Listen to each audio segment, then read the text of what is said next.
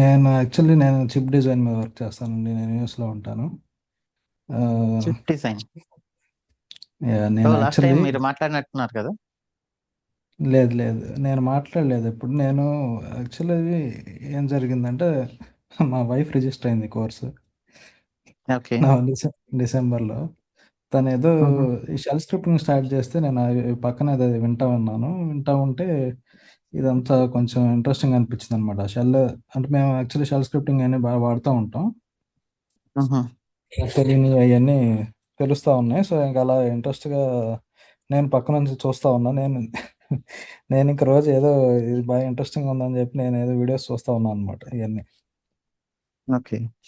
Actual నేను మొత్తం అన్నీ వినేసాను. మీ ఫస్ట్ నుంచి అంతా రోజుకి ఒక 4-5 వీడియోలు వేసేసి మొత్తం అంటే మీరు ఇప్పుడు మొత్తం హార్డ్వేర్ అంతా సాఫ్ట్వేర్ రెండునా?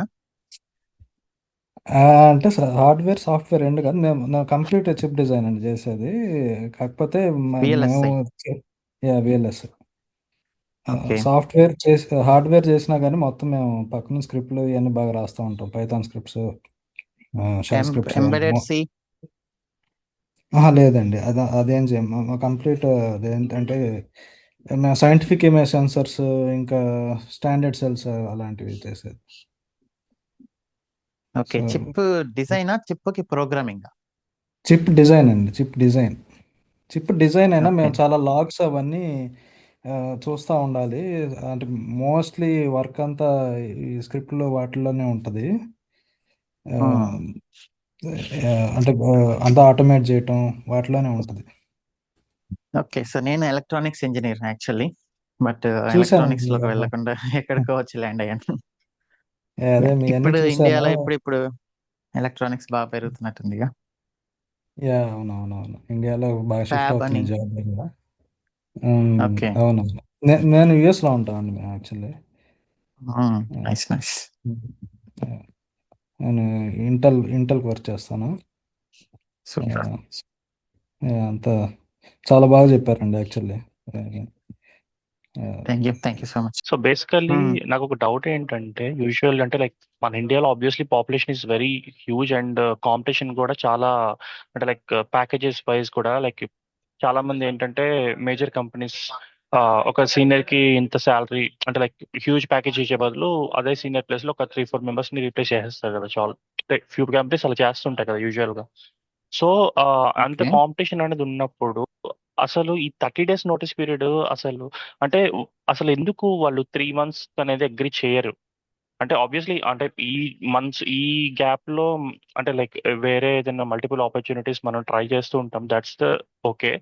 బట్ అసలు 30 days నోటీస్ పీరియడ్ అనేది, I mean sorry 90 days notice period అనేది ఆల్మోస్ట్ 80-90 కంపెనీస్, 80-90% కంపెనీస్ ఆఫ్ వాళ్ళందరికీ సేమ్ సినారియోనే ఉంటుంది కదా. సో ఈ మూమెంట్ లో అసలు అసలు ఎందుకు వాళ్ళు అగ్రి చేయరు? ఇఫ్ ఇన్ కేస్ అసలు ఆ నోటీస్ పీరియడ్ వాళ్ళు అగ్రి చేయకపోతే అసలు మనం ఎలా జాయిన్ అవుతామండి? దట్స్ నాట్ ఫెయిర్ కదా actually. Indian companies, I mean not in India, ఇండియాలోనే ఇలా ఉంటుందా లేదంటే ఎక్కడైనా లైక్ ఎనీ కంట్రీలో అంటే సిచ్యువేషన్ ఇవన్నీ ఇలానే మనం ఉంటుందా? చేసిన మిస్టేక్స్ అన్నమాట. మనం ఏంటంటే శాలరీ ఫాస్ట్ గా పెరిగిపోవాలని చెప్పేసి ఒక కంపెనీ ఆఫర్ వచ్చిన తర్వాత యాక్సెప్ట్ చేసి మళ్ళీ ఈ రేపు జాయినింగ్ అనగా ఈ రోజు నైట్ కూడా అసలు జాయినింగ్ కే వెళ్లకుండా వాళ్ళు మన కోసం వెయిట్ చేస్తుంటే మళ్ళీ ఇంకొక కంపెనీకి జాయిన్ అవ్వడం ఈ ఆఫర్ పెట్టుకొని, నాకు 10 ఆఫర్లు వచ్చినాయి, 15 ఆఫర్లు వచ్చినాయి అని గొప్పగా చెప్పుకోవడం. యూట్యూబ్ లో కూడా కొంతమంది వీడియోస్ చేస్తుంటారు, నాకు 20 ఆఫర్లు వచ్చినాయి, అదే 10 ఆఫర్లు వచ్చినాయి, ఒకదాన్ని పెట్టుకొని ఇంకొకటి, ఒకదాన్ని పెట్టుకొని ఇంకోటి, హైక్ అలా అందరూ అలాగనే చేయడం వల్ల హెచ్ఆర్స్ షెడ్యూల్ చేసుకొని ఈరోజు మీరు జాయిన్ అవుతారని ఉంటే, మీరు ఈరోజు జాయినింగ్కి రాకుండా ఉంటే, ఫోన్ చేసిన వాడు లిఫ్ట్ చేయకుండా ఉంటే దెన్ వాళ్ళ పైన ప్రెషర్ పడుతుంది. హెచ్ఆర్స్ పైన, హెచ్ఆర్స్ కి చాలా ప్రెషర్ ఉంటుంది వాళ్ళ మేనేజర్ నుంచి, వాళ్ళ మేనేజ్మెంట్ నుంచి. అదేంటి మీరు క్యాండిడేట్ ని కనీసం ట్రాక్ కూడా చేయలేవు. ఇలా అంతా జరిగాయి అనమాట. అదే బయట కంట్రీస్ లో అయితే మీరు ఒక ఆఫర్ యాక్సెప్ట్ చేశారంటే ఈమెయిల్లో, జాయిన్ అవ్వకపోతే 1 month శాలరీ పే చేయాలి వాళ్ళకి. మనకు అలా లేదు కదా. మీరు ఎన్నైనా యాక్సెప్ట్ చేయొచ్చు, జాయిన్ అవ్వకుండా ఉండొచ్చు. అదే యాక్సెప్ట్ చేసిన తర్వాత ఆ పర్సన్ జాయిన్ అవ్వకపోతే 1 month శాలరీ ఆ 2 months శాలరీ పే చేయాలి అని చెప్తే అప్పుడు డెఫినెట్లీ ఇలాంటి ప్రాబ్లమ్స్ అనేది రాదు. కరెక్ట్ అండి. ఆయన ఉమ్, చెప్పింది 90 days notice period it's big challenge అండి ఫేస్ చేయడం. నేనే అది రీసెంట్‌గా గో త్రూ అయ్యాను కాబట్టి నాకు అది తెలుసది. ఎవరు 90 డేస్ నోటీస్ పీరియడ్ అంటే ఇంటర్వ్యూ ఫస్ట్ ఆఫ్ ఆల్ షెడ్యూలే చేయరు. లక్కీగా నాకు ఉమ్, టీసీఎస్‌లో ఇంటర్వ్యూ షెడ్యూల్ అయింది.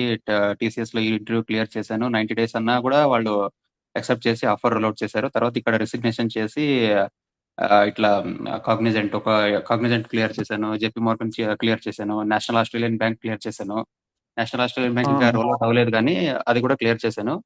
మీరు వన్స్ మీకు okay. Immediate 1 month notice period, ఒక 15 డేస్ నోటీస్ పీరియడ్ ఉంది అనేటప్పుడు చాలా you will get more than 20, 25 calls ఇట్లా వస్తాయి మీకు ఎవ్రీ డే. ఉమ్, నాకు ఉమ్, ఇంకా 1 ఉమ్, మంత్ నోటీస్ పీరియడ్ ఉందనగానే ఒక మోర్ దెన్ 20, 30 కాల్స్ వచ్చాయి నాకు నౌకరీ నుంచి. జస్ట్ నౌకరీ మాత్రమే. ఉమ్, ఉమ్, లింక్డ్ఇన్ అసలు అంతగా యాక్టివ్ లేను నేను. జస్ట్ naukri.com నుంచి ఉమ్, మాత్రమే. Okay. 90 days notice period tackle చేయడం ఇట్స్ వెరీ బిగ్ థింగ్ అండి అది. చాలా కంపెనీస్ అసలు ఇంటర్వ్యూ షెడ్యూలే చేయరసలు. అదే మనం ఓపిక్గా ఉండాలి. ఒకటి యాక్సెప్ట్ చేసి షెడ్యూల్ చేసేంత వరకు ఓపిక్గా ఉండాలి. ఓపికగా ఉండాలి అది. టీసీఎస్‌కి ట్రై చేయకపోయారా? టీసీఎస్ ఇస్తారు, రోల్ ఔట్స్ ఇస్తారు ఆఫర్. ఇది ప్రాజెక్ట్‌ని ఎవరో బట్టి అండి అది. కంపెనీని బట్టి కాదు. ప్రాజెక్ట్. ప్రాజెక్ట్‌ని బట్టి. అవునవును. ప్రాజెక్ట్‌ని బట్టి.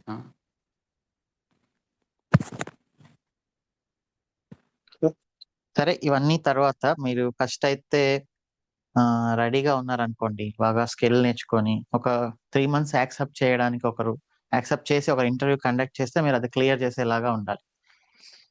ఓకే. అప్పటి వరకు కొంచెం ఓపిక్గా వెయిట్ చేయాలి.